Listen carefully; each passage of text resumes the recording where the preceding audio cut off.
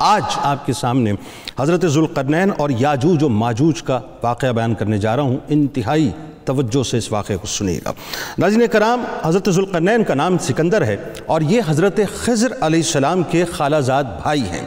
حضرت خضر علیہ السلام ان کے وزیر اور جنگوں میں علم بردار رہے ہیں، اور یہ حضرت سام بن نوح علیہ السلام کی اولاد میں سے ہیں، اور یہ ایک بڑیا کے اکلوتے فرزند ہیں۔ حضرت ابراہیم علیہ السلام کے دست حق پرست پر اسلام قبول کر کے مدتوں ان کی صحبت میں رہے، اور حضرت ابراہیم علیہ السلام نے ان کو کچھ وصیتیں بھی فرمائی تھیں۔ صحیح قول یہ ہے کہ یہ نبی نہیں ہیں بلکہ ایک بندہ صالح ہیں جو ولایت کے شرف سے سرفراز ہوئے ہیں۔ ناظرین کرام، ان کو ذوالقرنین کیوں کہا جاتا ہے؟ یہ ایک سوال ہر ایک کے ذہن میں ہے کہ حضور نبی کریم صلی اللہ علیہ وآلہ وسلم نے فرمایا یہ ذوالقرنین دو سینگوں والے کے لقب سے اس لیے مشہور ہو گئے کہ انہوں نے دنیا کے دو سینگوں یعنی دو کناروں کا چکر لگایا تھا، اور بعض کا قول ہے کہ ان کے دور میں لوگوں کے دو قرن ختم ہو گئے، یعنی 100 برس کا ایک قرن ہوتا ہے تو دو قرن ان کے دور میں ختم ہوئے، اور بعض کہتے ہیں کہ ان کے دو گیسو تھے اسی لیے ان کو ذوالقرنین کہا جاتا ہے۔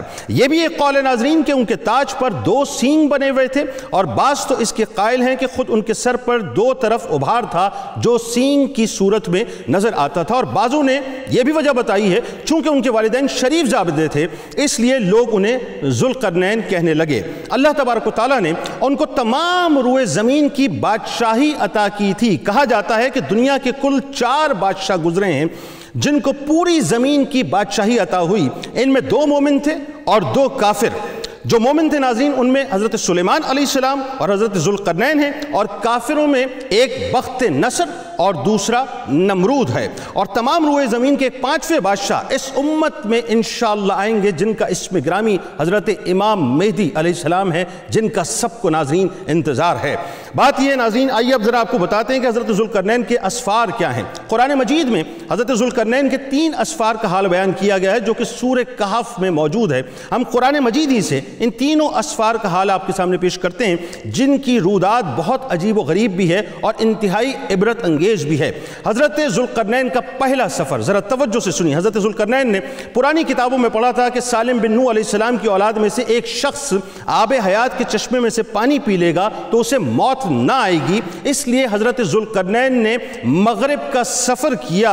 آپ کے ساتھ حضرت خضر علیہ السلام بھی تھے تو وہ آب حیات کے چشمے پر پہنچ گئے اور اس کا پانی پی لیا، مگر حضرت ذوالقرنین کے مقدر میں نہیں تھا اس لیے وہ اس پانی سے محروم رہے۔ اس سفر میں آپ جانب مغرب روانہ ہوئے تو جہاں تک آبادی کا نام و نشان تھا وہ سب منزلیں طے کر کے آپ ایک ایسے مقام پر پہنچے کہ انہیں سورج کے غروب ہونے کا وقت ایسا نظر آیا کہ وہ ایک سیاہ چشمے میں ڈوب رہا تھا، جیسا کہ سمندری سفر کرنے والوں کو آفتاب سمندر کے کالے پانی میں ڈوبتا نظر آتا ہے۔ وہاں ان کو ایک ایسی قوم ملی جو جانوروں کی کھال پہنے ہوئے تھی، اس کے سوا کوئی دوسرا لباس ان کے بدن پر نہیں تھا۔ یہ قوم ناسک کہلاتی تھی۔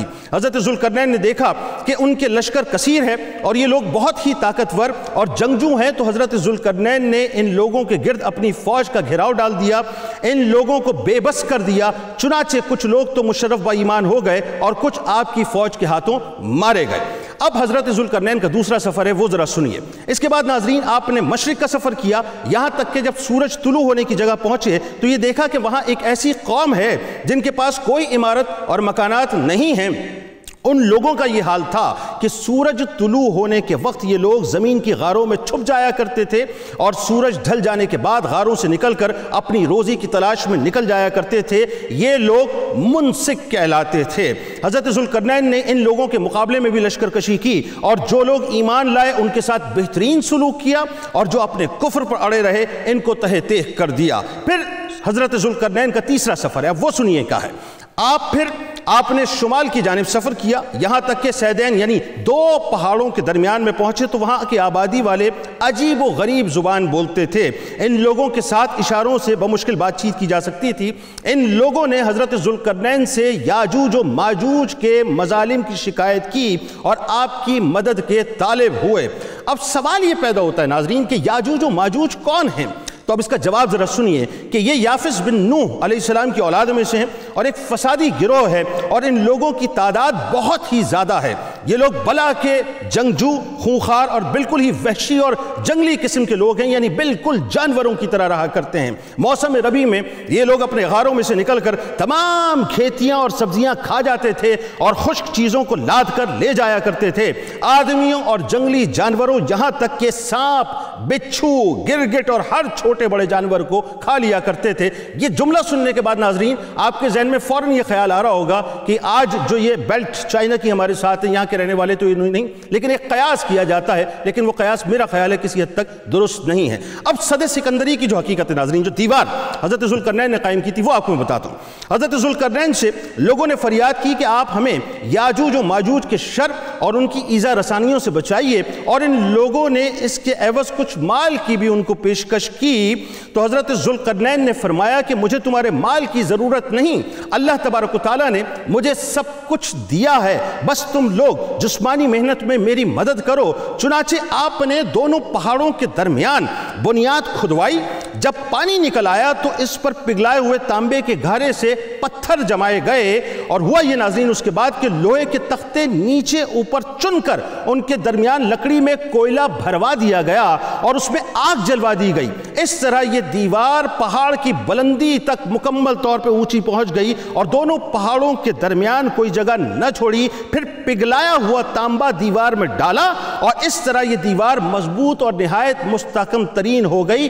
یہی صد سکندری کہلاتی ہے۔ اچھا جی، اب قرآن پاک میں سورہ کہف میں ان تینوں اسفار کا تفصیل سے ذکر کیا گیا ہے۔ اب بات یہ ناظرین کی جو صد سکندری ہے، اس کے بارے میں ایک اور سوال ہے کہ یہ ٹوٹے گی کب؟ تو ذرا سنیے، احادیث مبارکہ میں ہے یاجوج و ماجوج روزانہ اس دیوار کو توڑتے ہیں، اور دن بھر جب محنت کرتے کرتے اس کو توڑنے کے قریب آ جاتے ہیں تو ان میں سے کوئی کہنے والا کہتا ہے کہ اب چلو کل اس کو آ کر ہم توڑ ڈالیں گے۔ ہوتا یہ ناظرین کہ دوسرے دن بھی جب وہ لوگ آتے ہیں تو خدا کے حکم سے وہ دیوار پہلے سے زیادہ مضبوط ہو جاتی ہے، اور جب اس دیوار کے ٹوٹنے کا وقت آتا ہے تو پھر ان میں سے کوئی کہنے والا کہتا ہے کہ چلو ہم اس کو کل توڑیں گے۔ اب ہوگا یہ ناظرین معاملہ کہ جب یہ اس بات پہ آ جائیں گے کہ جس دن ان میں سے کہنے والا یہ کہہ دے گا کہ انشاءاللہ کل اس دیوار کو توڑ ڈالیں گے، تو ان لوگوں کے انشاءاللہ کہنے کی برکت سے اس کلمے کا یہ ثمر ہوگا کہ دوسرے دن دیوار ٹوٹ جائے گی۔ یہ احادیث مبارکہ میں آتا ہے، یہ قرب قیامت کا وقت ہوگا۔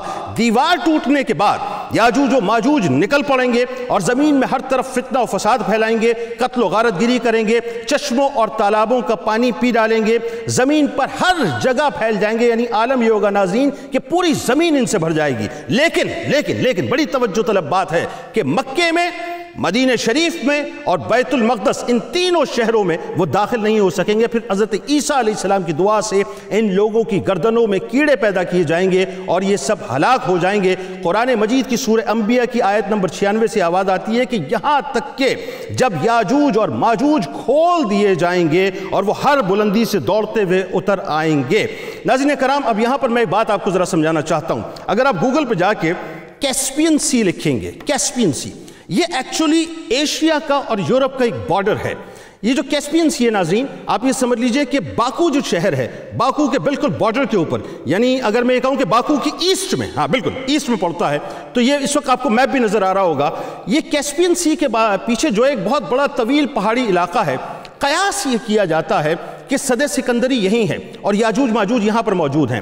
اور دوسری بات میں آپ کو بتاؤں، جو احادیث مبارکہ میں مطلب بات ہمیں ملتی ہے وہ بڑی اہم ہے، وہ ذرا توجہ سے سنیے کہ سرکار مدینہ صلی اللہ علیہ وآلہ وسلم نے فرمایا کہ تم لوگ کہہ رہے ہو کہ اب دشمن نہیں رہا، حالانکہ تم لوگ ہمیشہ اپنے دشمنوں سے جہاد کرتے رہو گے حتیٰ کہ یاجوج و ماجوج نکل آئیں گے۔ اور ان کا حلیہ جو بتایا سرکار علیہ السلام نے وہ ذرا توجہ سے سنیں، کیونکہ آج بہت قیاس کیا جاتا ہے کہ صاحب ان کے کان لمبے ہوں گے، قد چھوٹے ہوں گے، یہ ہوگا وہ ہوگا۔ میرے سرکار نے بتلا دیا کہ ان کو حلیہ کیسا ہوگا۔ اب ذرا سنیں، وہ فرماتے ہیں کہ چوڑے چہروں والے، چھوٹی آنکھوں والے اور سرخی مائل سیاہ بالوں والے ہر بلندی سے دوڑتے ہوئے آئیں گے اور ان کے چہرے چمڑے بھری ڈھال جیسے موٹے ہوں گے۔ اور ایک اور حدیث مبارکہ میں آتا ہے کہ جب یاجوج و ماجوج نکل پڑیں گے تو قتل و غارت گری کا بازار گرم کر دیں گے۔ اس سے قبل حضرت عیسیٰ علیہ السلام مسلمانوں کو ساتھ لے کر اللہ کے حکم سے کوہ طور پر تشریف لے جائیں گے۔